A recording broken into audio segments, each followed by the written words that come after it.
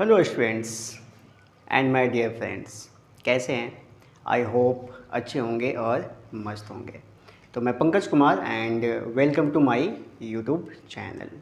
जिन्होंने मेरे चैनल को सब्सक्राइब नहीं किए हैं, प्लीज़ चैनल को सब्सक्राइब करें और बेल आइकन को ज़रूर प्रेस करें। तो ज़्यादा टाइम ना लेते हुए क्लास स्टार्ट करते हैं। तो my dear friends and students, let's start the class. तो आज का जो टॉपिक है स्टूडेंट्स, वो है गवर्नमेंट जॉब्स आफ्टर 12th। ठीक है, विथ सैलरी।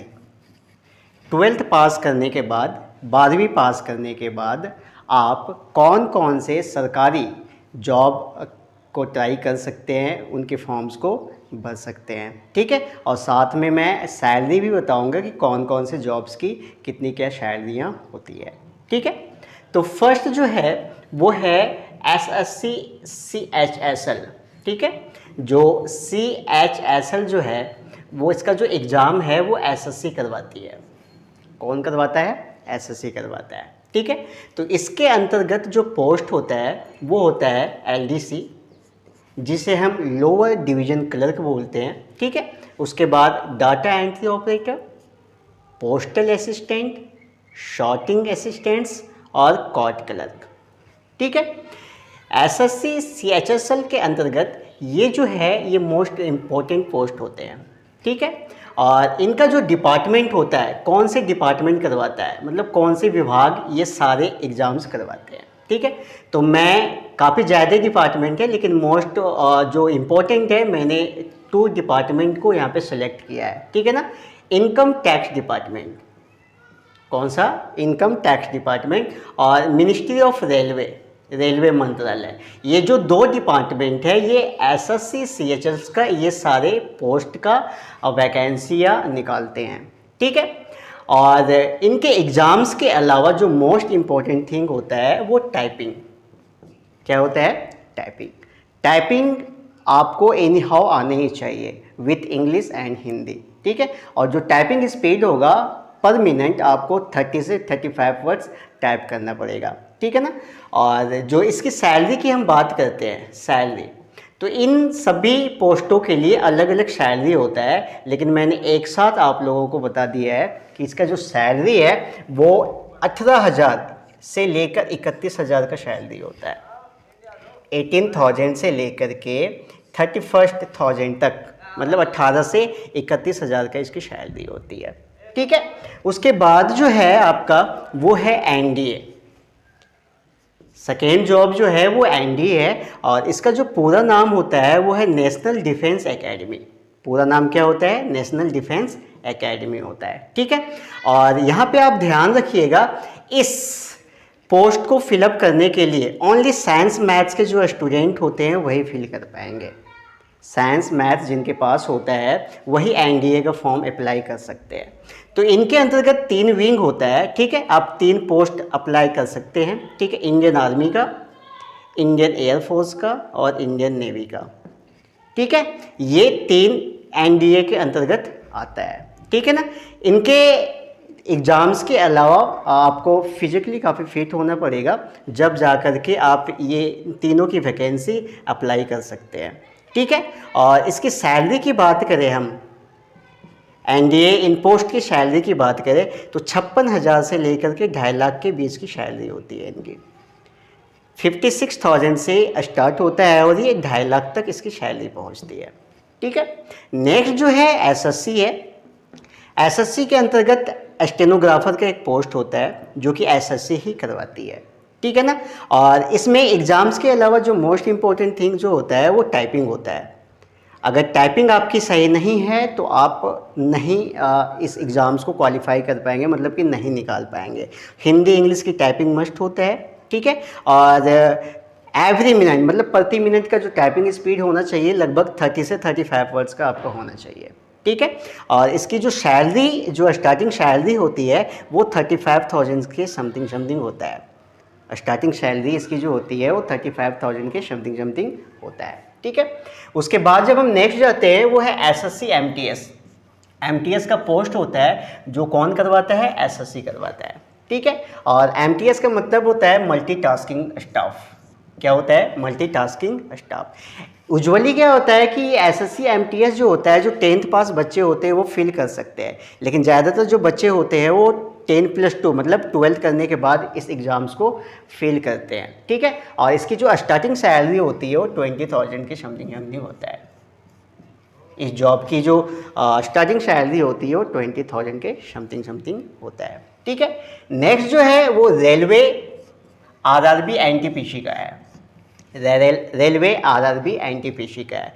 ये 12th के बाद का भी होता है और ग्रेजुएशन मतलब कॉलेज करने के बाद का भी होता है, ठीक है। रेलवे जो निकालती है वो आफ्टर 12th मतलब 12वीं करने के बाद भी आप इसको अप्लाई कर सकते हो, और ग्रेजुएशन मतलब कॉलेज कंप्लीट करने के बाद भी आप इसको अप्लाई कर सकते हो। इसके अंतर्गत काफ़ी वैकेंसियाँ आती है, ठीक है। जब आप सर्च करेंगे इस जॉब को तो इसके अंतर्गत काफ़ी वैकेंसियाँ आती है। आप फिर जिसमें इंटरेस्ट रहेंगे आप उसको उस पोस्ट को अप्लाई कर सकते हैं। और इसकी जो सैलरी होती है वो 20,000 की समथिंग स्टार्टिंग होती है, ठीक है। 20,000 के समथिंग स्टार्ट सैलरी होती है। नेक्स्ट जो है एसएससी जीडी कांस्टेबल, ठीक है। एसएससी जीडी कांस्टेबल, इसके अंतर्गत जो आता है वो ये सारे पोस्ट होते हैं, बीएसएफ, सीआईएसएफ, सीआरपीएफ और राइफलमैन। इनके अलावा और भी होता है, लेकिन मोस्ट इम्पोर्टेंट जो होता है मैंने आपको बताया है, बीएसएफ, सीआईएसएफ, सीआरपीएफ और राइफलमैन का पोस्ट होता है, ठीक है। इनके एग्ज़ाम्स के अलावा आपको फिजिकली काफ़ी फिट होना पड़ेगा स्टार्टिंग से ही। तो और इसकी जब सैलरी की बात करें तो इनकी जो स्टार्टिंग सैलरी है वो 21,000 से स्टार्ट होता है, और जब आगे बढ़ते बढ़ते ये 69,000 तक चला जाता है, ठीक है। 21,000 से स्टार्ट होता है और 69,000 तक ये जाता है, ओके। नेक्स्ट जो है वो है स्टेट पुलिस। स्टेट पुलिस, ठीक है। सेंट्रल पुलिस का भी वैकेंसी आती है, लेकिन वो दिल्ली का होता है। और स्टेट पुलिस का मतलब एवरी स्टेट, प्रत्येक राज्य जो होता है वो प्रत्येक साल कांस्टेबल की जो होता है वो वैकेंसियाँ को निकालता है, ठीक है। प्रत्येक साल ये निकालते हैं वैकेंसियाँ। और जो इंटरेस्टेड स्टूडेंट्स होते हैं, ज़्यादातर स्टूडेंट्स ही इस पोस्ट को अप्लाई करते हैं। जो 12th पास आउट होते हैं वो काफ़ी ज़्यादा इंटरेस्टेड होते हैं, और काफ़ी अच्छा पोस्ट है।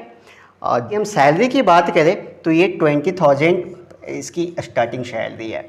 इसकी सैलरी की बात करें तो इसकी भी सैलरी जो है वो 20,000 से स्टार्ट होता है, ठीक है। और नेक्स्ट जो है वो forest guard. Forest guard apply कर सकते हैं, और ये सेंट्रल गवर्नमेंट का पोस्ट होता है। फॉरेस्ट गार्ड जो होता है वो सेंट्रल गवर्नमेंट की पोस्ट होता है, बहुत ही अच्छा पोस्ट होता है ये, ठीक है। जिसमें जंगल में जो पेड़ पौधे होते हैं, जंगली जीव होते हैं, उनका रक्षा या उनका सुरक्षा करना होता है, ठीक है। और इनकी जब सैलरी की बात करें तो 20,000 से स्टार्ट होता है। इसकी भी सैलरी 20,000 से स्टार्ट होता है, और इसके साथ साथ इनको अदर फैसिलिटीज़ भी दी जाती है, मतलब अलग तरह मतलब अलग सुविधाएं भी दी जाती है, ठीक है। और जो लास्ट में बताने जा रहा हूँ वो है इंडियन कोस्ट गार्ड, ठीक है, भारतीय तट सुरक्षा बल, ठीक है। और ये जो जॉब है ये साइंस मैथ्स के स्टूडेंट्स इसको ट्राई कर सकते हैं। साइंस मैथ्स जिनके पास है वो बच्चे इस जॉब को अप्लाई कर सकते हैं, और दूसरे फैकल्टी वाले बच्चे नहीं अप्लाई कर सकते हैं। इसमें क्या होता है कि समुद्री तट में जो जीव होते हैं या फिर जो मछुआरे होते हैं उनको आपको रक्षा या सुरक्षा करना होता है, ठीक है। और इसकी सैलरी की बात करें हम तो ये 21,000 से स्टार्ट होता है। तो काफ़ी ज़्यादा 12th पास करने के बाद काफ़ी ज़्यादा पोस्ट और वैकेंसी आती है गवर्नमेंट की, लेकिन जो मोस्ट इम्पोर्टेंट हैं वो मैं आपको बता दिया हूँ, ठीक है। फर्स्ट एसएससी सीएचएसएल, उसके बाद एनडीए, एसएससी के अंतर्गत स्टेनोग्राफर आ जाएगा आपका, ठीक है। फिर एसएससी के अंतर्गत एमटीएस मल्टीटास्किंग स्टाफ, ठीक है। उसके बाद रेलवे आरआरबी एनटीपीसी, फिर एसएससी जीडी कांस्टेबल में बीएसएफ, सीएसएफ, सीआरपीएफ और राइफलमैन। उसके बाद स्टेट पुलिस जो कि कांस्टेबल की वैकेंसियाँ निकालती है, ठीक है। फिर फॉरेस्ट गार्ड जो कि सेंट्रल गवर्नमेंट के है, और इंडियन कोस्ट गार्ड, ठीक है। आई होप कि वीडियो देखने के बाद आप को काफ़ी अच्छे से समझ में आएगा और आपको ज़्यादा प्रॉब्लम नहीं होगी। 12th पास स्टूडेंट्स आप इजीली इन गवर्नमेंट सर्विसेज को अप्लाई कर सकते हैं। और हाँ, एक चीज़ है कि सबका जो एज कैटेगरी है, जो उम्र सीमा है वो 18 साल से स्टार्ट होता है, 25-28 ईयर्स तक आप इसको अप्लाई कर सकते हो। ठीक है, आई होप वीडियो देखने के बाद आपको किसी तरह से कोई प्रॉब्लम नहीं होगा, और प्रॉब्लम होता है और इनसे रिलेटेड कुछ पूछना भी है तो आप मुझे टेक्स्ट कर सकते हैं, कमेंट कर सकते हैं, मैं वहाँ आपको रिप्लाई कर दूँगा। ठीक है, thank you, thanks for watching my video, bye and take care.